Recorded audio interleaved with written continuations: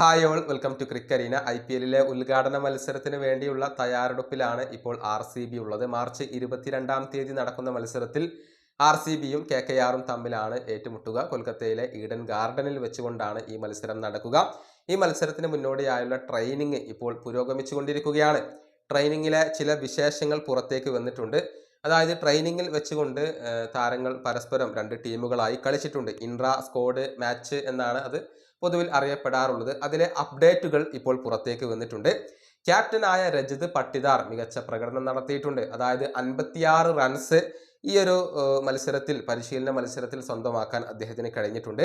Liam ലിവിങ്സ്റ്റണിന്റെ കാര്യത്തിലേക്ക് വരുമ്പോൾ 23 runs അദ്ദേഹം സ്വന്തമാക്കിയിട്ടുണ്ട്. ഭുവനേശ്വർ കുമാർ 2 ഓവറുകൾ ബൗൾ ചെയ്തു എന്നുള്ളത് ശുഭകരമായ ഒരു കാര്യമാണ്. അതുപോലെ തന്നെ എടുത്തു പറയേണ്ട കാര്യം റാസിഖ് സലാം മികച്ച പ്രകടനം മത്സരത്തിൽ നടത്തിയിട്ടുണ്ട്. RCBയുടെ ഫാസ്റ്റ് ബൗളറാണ് അദ്ദേഹം. അതുപോലെ തന്നെ അഭിനന്ദൻ സിംഗ് മികച്ച രൂപത്തിൽ ബൗൾ ചെയ്തു എന്നാണ് അറിയാൻ കഴിയുന്നത്. ഒരു മീഡിയം പേസറാണ് അഭിനന്ദൻ സിംഗ്. തീർച്ചയായും RCBക്ക് അദ്ദേഹം മുതൽക്കൂട്ടാവും. എന്നാൽ ഈ മത്സരത്തിൽ വിരാട് കോഹ്ലിയോ ജോഷ് ഹേസൽവുഡോ പങ്കെടുത്തിട്ടില്ല എന്നതുകൂടി ഇപ്പോൾ ഇവർ RCB എക്സ്ട്രാ റിപ്പോർട്ട് ചെയ്യുന്നുണ്ട് എന്നുള്ളതാണ്. ഇത്രയും വിവരങ്ങളാണ് പുറത്തേക്ക് വന്നിട്ടുള്ളത്.